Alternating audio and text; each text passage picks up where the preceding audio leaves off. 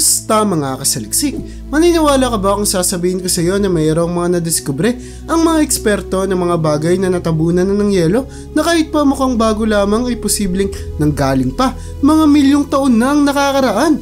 Kaya mula sa dambuhalang barkong ginamit sa Biblia hanggang sa fossil ng sinaunang isda na nabuhay daang milyong taon na ang nakalilipas, ay pag-usapan natin ang 10 nadiskubring bagay na nakabaon sa yelo na talagang gumulat sa lahat ng tao. Kaya kung handa ka ng malaman ng mga ito ay simulan na natin. Number 10, Noah's Ark. Maniniwala ka ba kung sasabihin ko sa iyo na posibleng nahanap na daw ang arko ni Noah na naikwento sa Biblia? Ang sinasabing dambuhalang barko na ito ay natagpuan daw sa ibabaw ng bundok Ararat sa bansang Turkey matapos matunaw ang yelo na bumabalot dito. Hugis barko ang lupa sa tuktok ng bundok na agad kinuhanan ng retrato taong 1959. At sa kasalukuyan ay mayroong mga eksperto mula sa Amerika at Turkey na nagsasabing mayroon daw silang patunay na ang dambuhalang barko ay nakabaon sa ilalim ng lupa sa bundok. Dulot na matapos nilang i-scan ng lokasyon ay may nadiskubre silang dambuhalang barko na nakabaon dito na sinasabing tugmang-tugma sa sukat at itsura ng arko na nakalagay sa Genesis.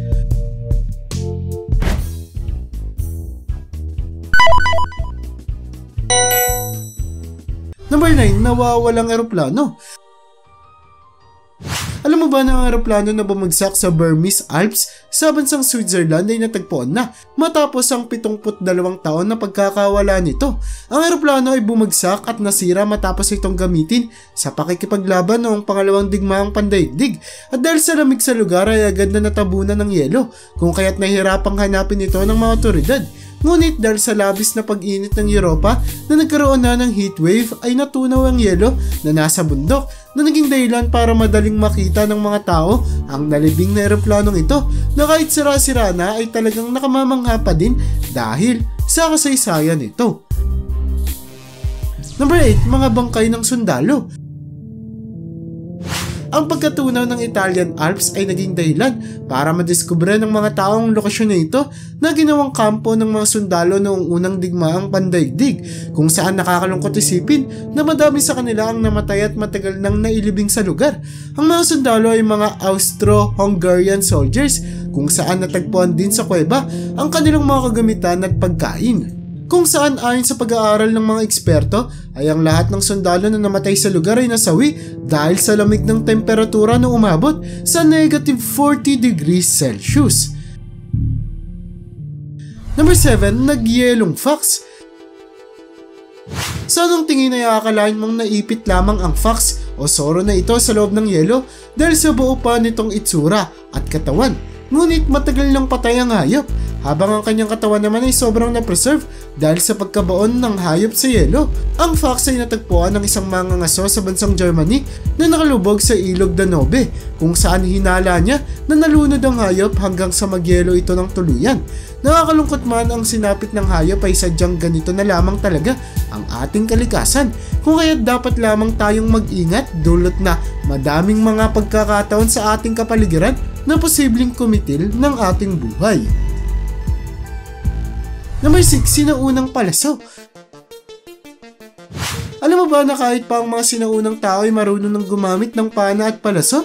Patunay, ang nadiskubring sinaunang palaso na ito sa Norway na sinasabing 6,000 taon na mula nang ginawa, kung saan kasama nito ang ilan pang mga iba't ibang sinaunang kagamitan na itinuturing na yaman ng mga archaeologist.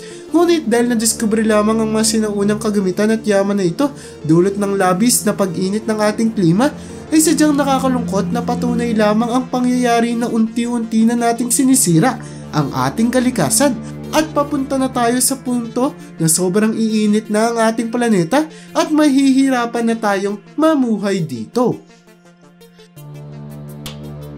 Number 5, nagyelong parola. Kung makikita mo ang parola o lighthouse na ito sa Lake Michigan sa bansang Amerika ay akalain mong gawa ang gusali sa purong yelo dahil mula sa tulay hanggang sa mismong lighthouse ay nababalot ng yelo na parehong nakamamanga at nakakagulat.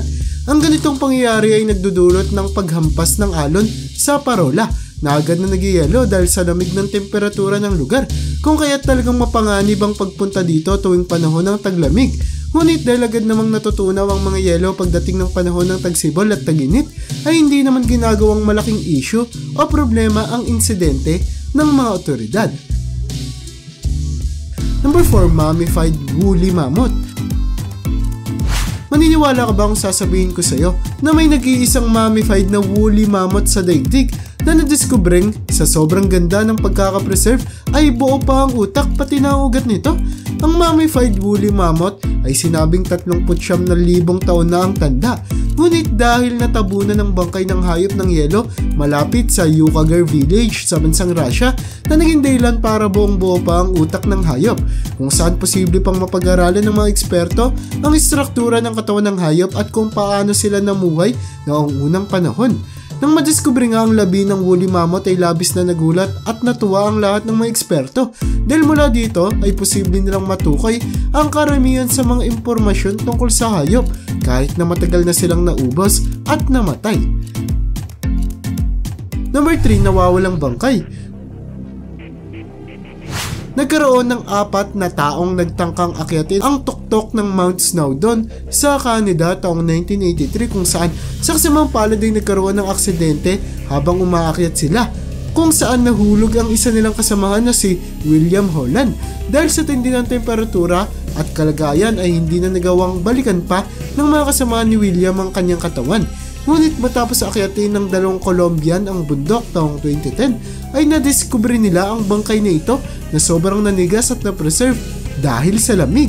Ayon sa investigasyon ay ito ang nawawalang bangkay ni William na 27 taon nang pinaghahanap, kung saan kahit na sobrang tagal ng panahon nang namatay si William ay tila babago pa lamang ang kanyang bangkay na talagang nagpapakita kung gaano na lamang nakakamangha ang lamig sa pag-preserve at pagpapanatili ng kahit na anong bagay, mapatao man yan o hayop.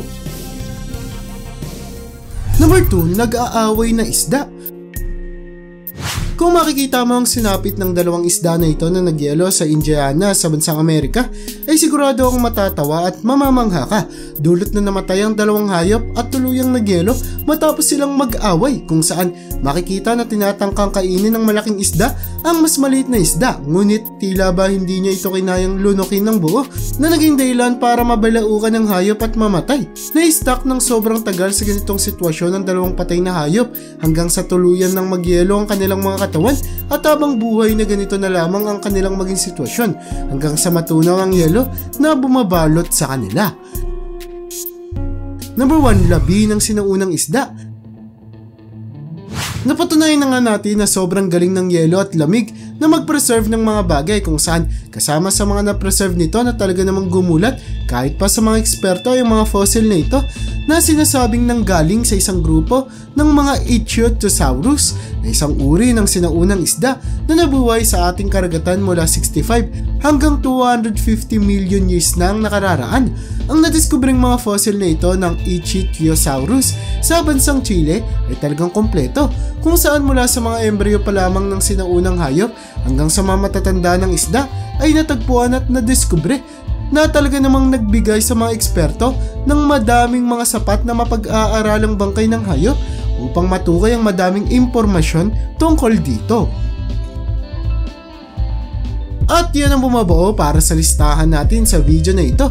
Talaga namang napakadaming mga posibleng madiskubre sa ating kalikasan, kung saan marami sa mga ito ang natabunan na ng makakapal na yelo at nakalimutan na sa paglipas ng panahon. Kaya para sa iyo, alin sa mga nadiskubring ito ang pinaka nakakagulat? I-comment mo naman yan sa baba. At hanggang dito na lang muna ang aking bahagi. Hanggang sa muli mga kasaliksik, maraming salamat sa panonood. See you in my next vid.